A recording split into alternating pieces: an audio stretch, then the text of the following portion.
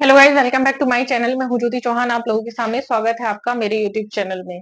तो आज मैं बताने जा रही हूँ, काफी बच्चों की डिमांड थी और काफी को मैं बता चुकी हूँ क्योंकि ये मैं पहले भी नोटिफिकेशन के थ्रू बता चुकी हूँ आपको, लेकिन काफी बच्चों को अभी भी कंफ्यूजन है।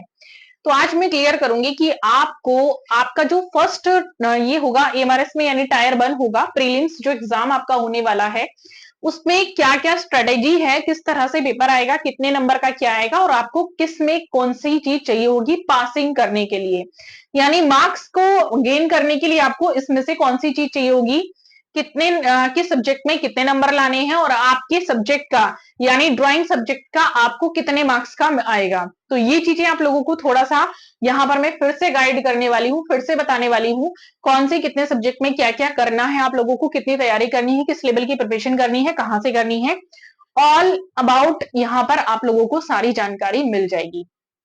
डिटेल से वीडियो देखेंगे, ध्यान से देखेंगे। जैसे लास्ट टाइम मैंने बताया, आप लोगों ने शायद ध्यान से नहीं सुना, ऐसे मत करिएगा। लेकिन प्लीज लाइक शेयर सब्सक्राइब जरूर कर दीजिएगा। उससे पहले एक जरूरी इंफॉर्मेशन मैं बता देती हूँ, ईएमआरएस का मेरा जो बैच है वो शुरू हो रहा है। 15 नवंबर को पहली क्लास हो जाएगी। उसमें आपका प्री और मेंस दोनों रहेगा, क्योंकि काफी बच्चों की डिमांड थी, काफी कॉल्स थे मेरे पास और मैं ये बैच जो है शुरू करने जा रही हूँ। 15 नवंबर से पहले ही बच्चों की डिमांड है कि 10 से शुरू कर दिया जाए। कोशिश करेंगे कि 10 से हो जाए, ठीक है। तो यहाँ पर आप जुड़ सकते हैं और इसमें अभी आप लोगों को कूपन लगा के रीजनेबल प्राइस पे आप लोगों को मिल जाएगा, मेरे एप्लीकेशन पे मिल जाएगा, आर्ट नॉलेज क्लब पर। अदरवाइज आप मुझे कांटेक्ट कर सकते हैं मेरे दिए गए फोन नंबर पर।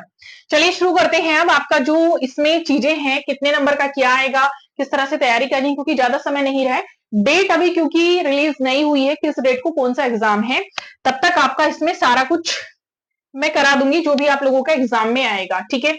चलिए, तो सबसे पहले बात कर लेते हैं। नोटिफिकेशन आप लोगों ने देख रखा है, सबके पास है, मैंने टेलीग्राम पर भी शेयर किया हुआ है, ठीक है। तो यहां पर आप देख रहे हैं कि ये नोटिफिकेशन है और मैंने सीधा जो पेज है वो ही खोल लिया है टीजीटी का। मैंने अदर नहीं खोला है, टीजीटी का पेज आपके सामने है, दिखाई दे रहा होगा आप लोगों को, ठीक है। तो इसमें कुछ चीजें हैं जो मैं आज आपको समझाने वाली हूँ, कहां से क्या चीजें आपको करनी है। इसको पहले थोड़ा सा जूम कर लेते हैं, ऐसे आपको दिखाई मेरे ख्याल से नहीं देगा, ठीक है। प्रीलिम्स वाला यहाँ पर लिखा है, प्रीलिम्स का qualifying examination OMR objective mode रहेगा, टोटल मार्क्स रहेंगे 100 का, ठीक है। ये मैंने आपको पहले भी बताई थी चीजें, दोबारा से देख लीजिएगा।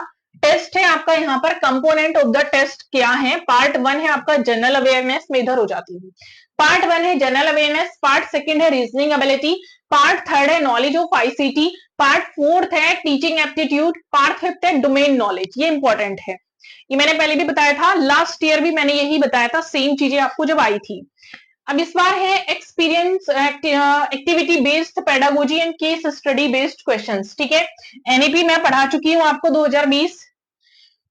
अब यहाँ पर इसको यानी जनरल अवेयरनेस का जो आपका आएगा वो नंबर ऑफ क्वेश्चन होंगे 10, ठीक है। 10 क्वेश्चन होंगे जो कि 10 ही नंबर की होंगे।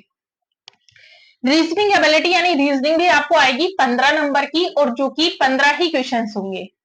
नॉलेज ऑफ आईसीटी आप लोगों के 15 क्वेश्चन होंगे, 15 ही नंबर का आएगा, ठीक है। यानी जितने क्वेश्चन है उतने ही मार्क्स के आने हैं।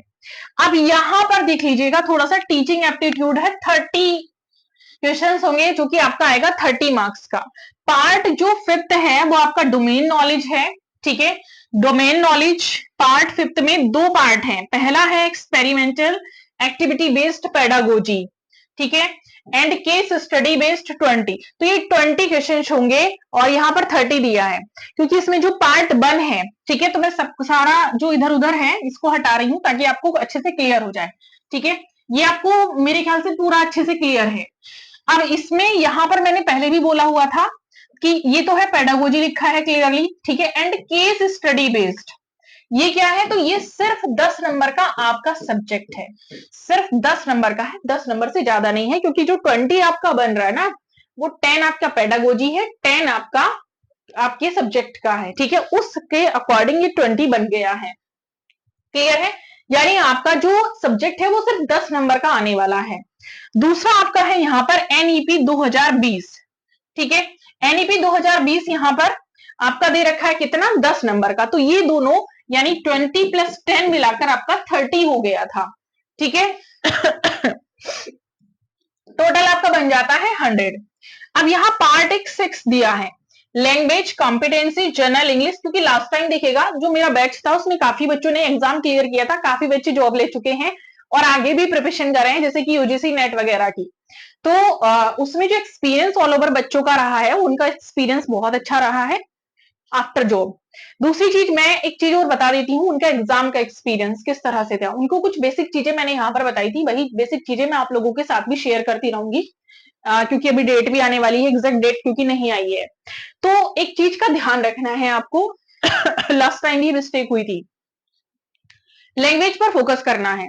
फर्स्ट प्रायोरिटी इज लैंग्वेज, ठीक है, क्योंकि लैंग्वेज अगर आपका क्लियर है, उसके बाद आपको कौन कौन से पार्ट पर इस बार क्लियर करना है, क्योंकि पहले से थोड़ी सी चीजें बदल गई हैं। पहले लैंग्वेज के बाद आपका अपना सब्जेक्ट चेक होना था, अब लैंग्वेज के बाद आपके कुछ और सब्जेक्ट भी चेक होने हैं।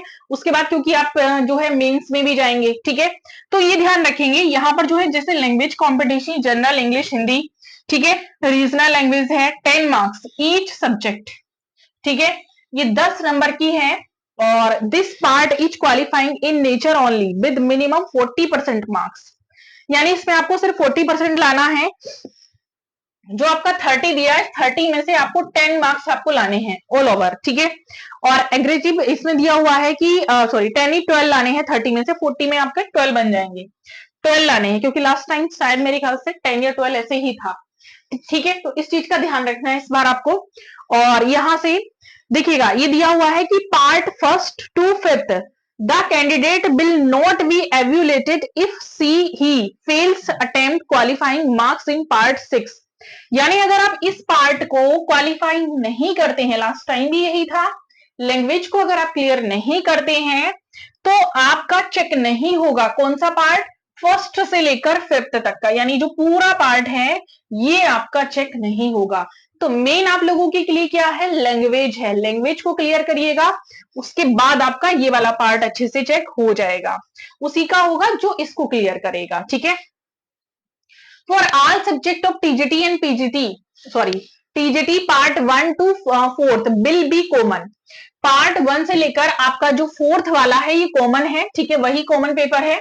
और इसके बाद यहां पर दिया है कि part 5th will be subject specified and part 6 will be as per option exercise, ठीक है, जो आपने ऑप्शन चूज किया होगा वो उसके अकॉर्डिंग है, ठीक है, 6 जो है। तो ये ध्यान रखना है। और इसमें ऑप्शन आप लोगों के ये थे कि आपने कौन सी लैंग्वेज चूज की है, किस में आप कर सकते हैं, तो ये चीज का ध्यान रखना है। मेरे ख्याल से आज आपको काफी चीजें क्लियर हो गई होंगी।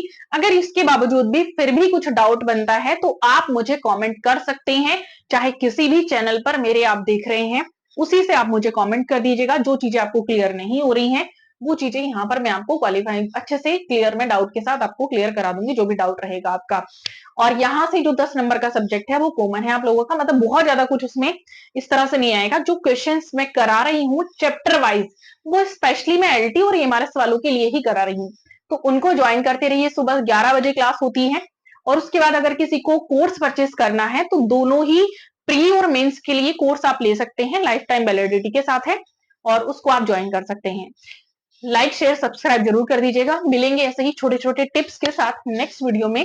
Thank you so much.